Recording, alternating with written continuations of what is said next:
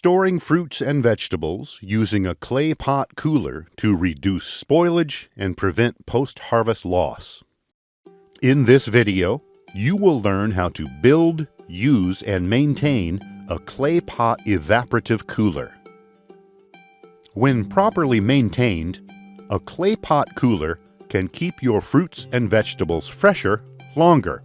That saves you money, increases the availability of these nutritious foods for your family, and also means fewer trips to the market.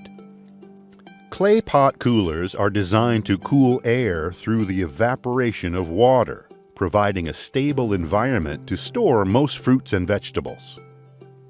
There are 3 methods of building a clay pot cooler. Each method requires pots, sand, water, and a piece of cloth or burlap large enough to cover the inner pot. The first method is known as a pot-in-pot cooler. To build a pot-in-pot cooler, you will need 2 pots.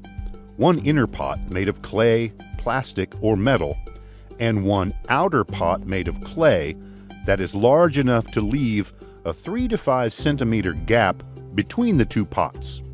Make sure the top of the inner pot is at least 2 centimeters higher than that of the outer pot. The second method is the clay pot in plastic basin cooler. To build this cooler, you will need one inner clay pot and an outer basin that can be metal or plastic and large enough to leave at least a 3 centimeter gap between the outside of the clay pot and the outer basin. The third method is the clay pot in clay dish cooler. To build this cooler, you will need one inner pot made out of clay, one outer dish made of clay large enough to leave at least a 3 centimeter gap between the outside of the clay pot and the inside of the outer dish. Once you have decided on the method you will use and gathered your pots, you will need to prepare your sand.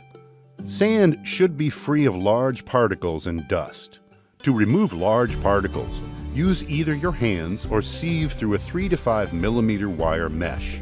Remove the dust by winnowing, which uses the wind to remove the dust. Pour sand in the bottom of the outer pot to create an even surface for the inner pot to sit. Center the inner pot on the layer of sand inside the outer pot and fill the space between the 2 pots with additional sand.